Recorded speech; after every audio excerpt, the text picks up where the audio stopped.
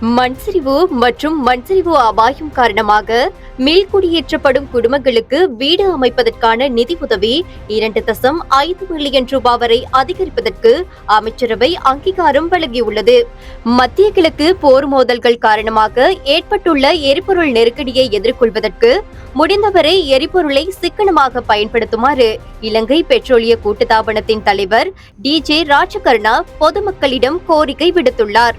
ஆஸ்திரேலிய cricket அணியின் முன்னாள் நட்சத்திர துடுப்பாட்ட வீரர் மெத்யூ ஹெய்டன் IPL தொடரின் குஜராத் டைட்டன்ஸ் அணியின் புதிய துடுப்பாட்ட பயிற்றுவிப்பாளராக நேற்று நியமிக்கப்பட்டுள்ளார்.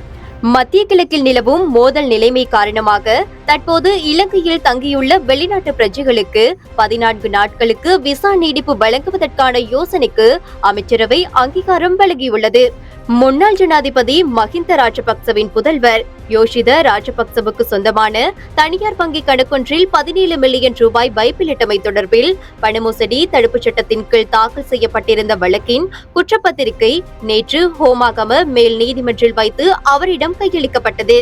யாழ்ப்பாணத்தில் சுற்றுலா உட்கட்டமைப்பு வசதிகளை அபிவிருத்தி செய்வதற்காக 131.2 மில்லியன் ரூபாய் மதிப்பீட்டிலான கருத்திட்டத்திற்கு திட்டமிடல் திணைக்களம் அங்கீகாரம் வழங்கியுள்ளது.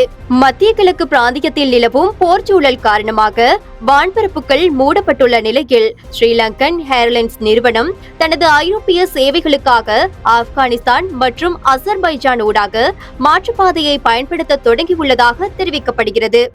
எரிபொருள் விலை திருத்தத்திற்கு அமைவாக பாடசாலை போக்குவரத்து கட்டணங்களை 5% அதிகரிக்க தீர்மானித்துள்ளதாக அகில இலங்கை பாடசாலை மாணவர் போக்குவரத்து சங்கம் தெரிவித்துள்ளது.